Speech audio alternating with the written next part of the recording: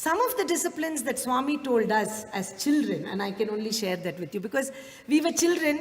At that time, there were no Sai centers. So when we went to Prashanti Nilayam in our childhood days, Swami used to ask everybody to sing. My aunts, my cousins were wonderful bhajan singers. They were actually not bhajan singers. They were all trained in Carnatic classical music.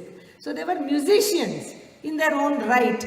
But they had to bring themselves down, if one may have to call it, into this bhajan singing kind of a stage where you are singing without too much complication so that the rest of the congregation can follow. Because not everybody...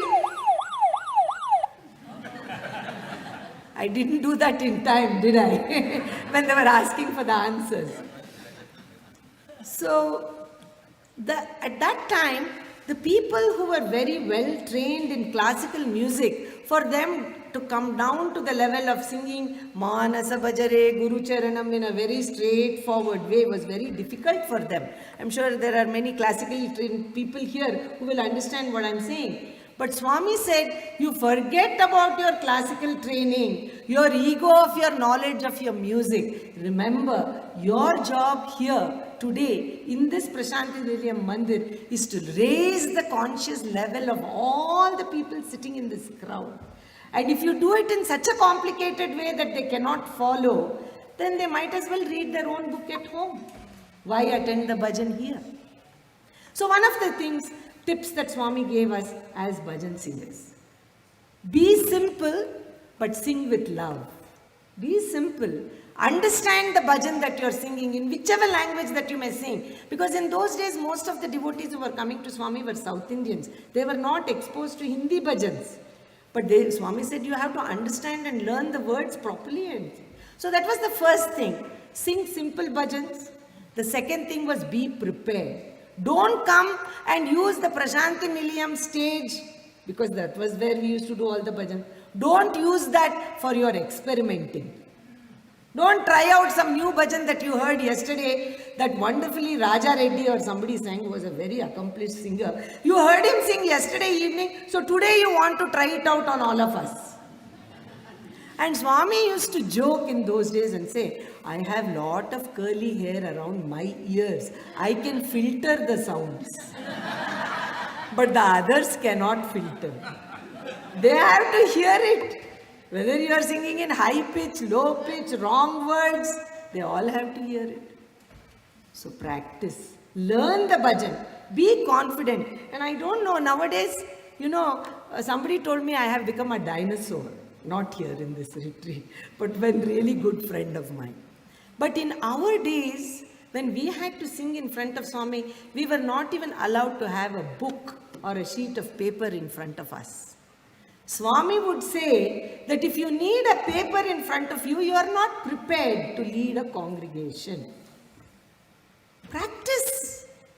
Learn the words. Then sing it. Sing a simple bhajan that you are totally confident. And I'm sure there are many singers here who sing beautifully. Yesterday we heard them sing beautifully. And of course we had the wonderful feast of Brother Shiva Prasad, putting his heart and soul into those bhajans that he whistled. Yesterday we all enjoyed, and we saw how when there is perfection in what you do, how much of sadhana that gentleman must have put it in to hold us captive for 1 hour without moving. Did he just do it overnight? He has practiced. I'm sure if you talk to him and interview him, he can tell you how much of sadhana and love and bhakti, devotion has gone into it before he could sit in front of an audience. Forget an audience like us, in front of Swami in Prashanti Nilayam and play to the point when Swami just calls him with love to bless him. So that is what Swami expects us, that if you are going to sing not only to the Lord, the Divine Master, but you want to bring your brothers and sisters up to that level to develop that love for that Divine Master, then practice. Practice. Put some effort into it. And one of the things, sorry. Yes, when you are pleading and you repeat Soham, that must be considered Namaste. Absolutely, yes. Whatever you do with intensity, with thinking of, his question was, when you repeat Soham, Could that be considered as namasmarana? It certainly can. Anytime you put your thoughts on Swami and you think of him and repeat it, something that is good, that becomes namasmarana. That becomes namasmarana. But specifically, the reason I'm going to bhajan is that is something that as Sai devotees we all love. We love to go to the bhajans. We love to hear the youngsters sing their devotional bhajans here, whether it is in English and we want to include everybody and we use so many bhajans. We want to understand it, even if they are singing it in a different language, and sing it with understanding and devotion. So that was one of the things that Swami said. The third thing that he said is, you have to take your job as a lead singer seriously. Because again, it is given to a few people to bring up everybody's emotion to that height, is it not? So take that job seriously. And one of the things he had told my sons when they were very young, for the first time my sons sang in front of Swami when they were 2.5. It was a complete surprise. Swami had visited a friend's house of ours, a friend of ours, their house in Bangalore, and my twin sons were sitting very close to Swami's chair. They were 2.5. We used to do our Thursday bhajans in the house. They had learned bhajans. And suddenly Swami turned to me and said, do your sons sing? I said, only in the... They could not even pronounce the words yet properly. So in the house bhajans, they sing Swami. So suddenly he turned to them and he said, sing a bhajan. So both my twins were very confidently sitting there. They looked at me to say, which bhajan?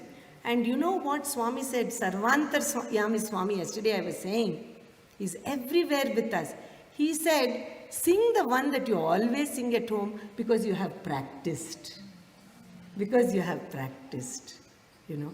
And they sang that Gopala Radhala. They were singing Gopaya Yadayoya.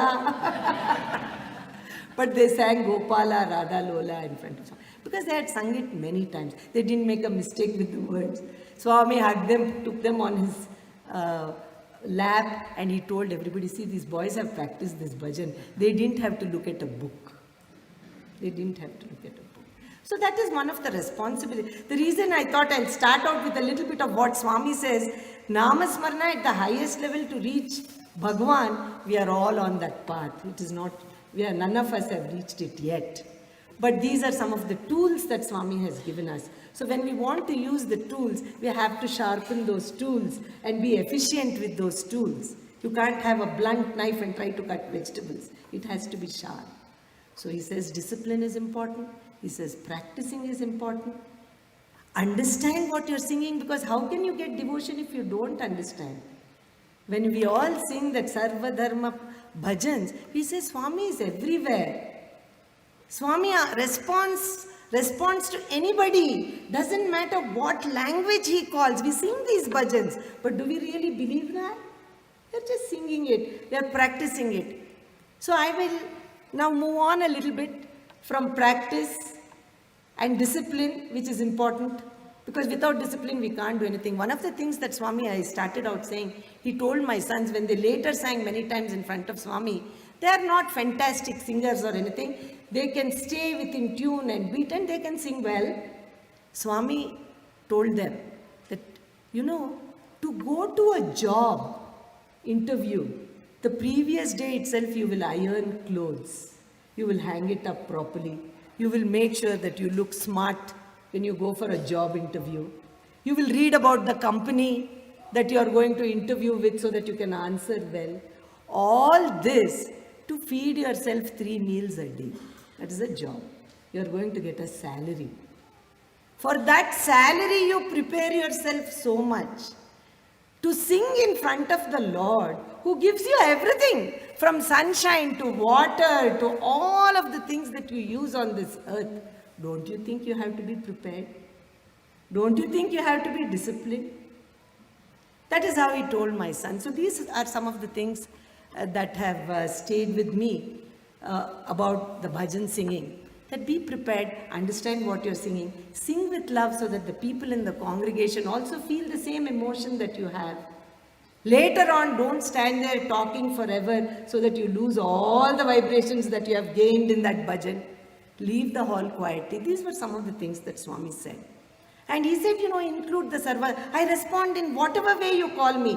The only criteria is call me with love. Call me with devotion. Call me with love.